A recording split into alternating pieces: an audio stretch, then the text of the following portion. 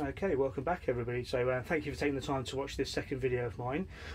So this video is about my aquascape that I'm going to be, what I've been practicing in the hope that it's all going to be sorted before it goes into the display tank when it arrives.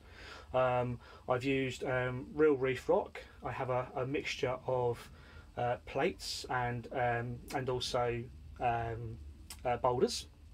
Here we go. I have it set up on this worktop bench. It's really convenient. What I've been able to do is I don't know if you can see on the back here. So we've got that black line. So that's where the water volume will be.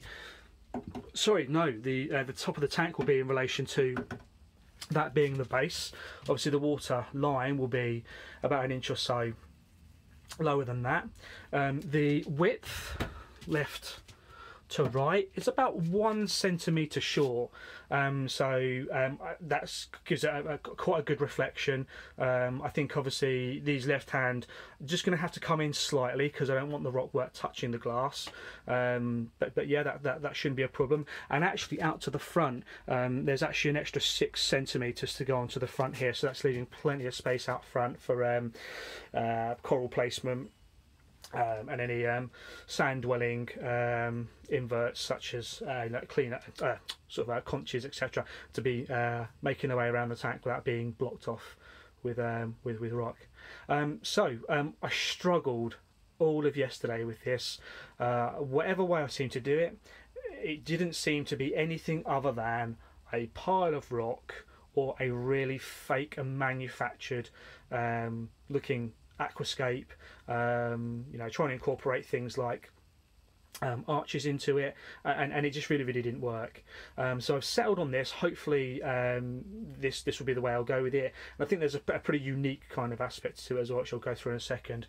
So to the right hand side here we have yes, a pile of rock, but it's a bommy that builds up. I think what I particularly like on this, obviously as it builds up, you've first of all got several swim throughs. Obviously these would be nice for the fish, but also important for getting flow going through and underneath the rock. I particularly like the fact of how these rocks kind of like splay out from the bottom, sort of encroach into the sand bed. So once the sand goes in, it's going to fill these gaps up. It's sort of, it's going to sit up a bit higher around the rock, and it's going to look more like the rock is obviously it's sat in the sand because the rock is going in first, but it's just going to look more like it's spreading out into the sand bed. And obviously on this side here there's plenty of room for coral placement. Now this side, this was the side that I really struggled with, but I'm pretty happy with how it is now. So underneath we do have some boulders, but then we have this big plate, smaller plate being supported by this boulder here, and a nice plate here. Now what you may not be able to see is obviously back of it here. What it actually does is it comes down like steps, but it actually sweeps round. So when this is in the main tank, it's going to create a sense of depth to the tank. It also creates this really cool overhang to go through. My intention certainly for this side, perhaps here where it's going to be lower light, maybe some A cans, but certainly this top portion here is going to be earmarked in the future for some SPS. And there's obviously plenty of sand bed as well around for things like scollies, trackies, lobos, those sorts of things. What I really like as well is actually this space up the back here. Now a lot of people will look at that and think that's dead space. I honestly don't think it will be. It would be the perfect little spot for something like a cataphilia, or your long tentacle kind of corals, goniopora, alveopora, torches, frog spawns, helofungia, because what you'll end up with is the tentacles coming up from behind, and again adding to that sense of depth, and that the rock work is a maze as opposed to just lumps of rock here, there, and it's very uniform, kind of structured sense.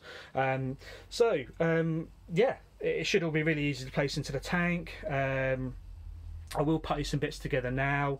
I am going to putty these things once you're in the tank just to make sure that they are secure and steady. But yeah, I just think that this whole sweeping round design. It is not something that I've come across before. I'm not saying I'm any kind of pioneer, but I haven't seen it before, and I just think it will add a real kind of depth to the tank. And I think once it goes in, obviously I would like to think it's going to look superb compared to sitting on a wooden bench as it is at the moment. Any feedback, criticism, as long as it's constructive, is welcome. If you love it, then that's fantastic. That's what I want to hear. I think there's loads and loads of coral placement, plenty of flow capability throughout the tank. So yeah, thanks for watching.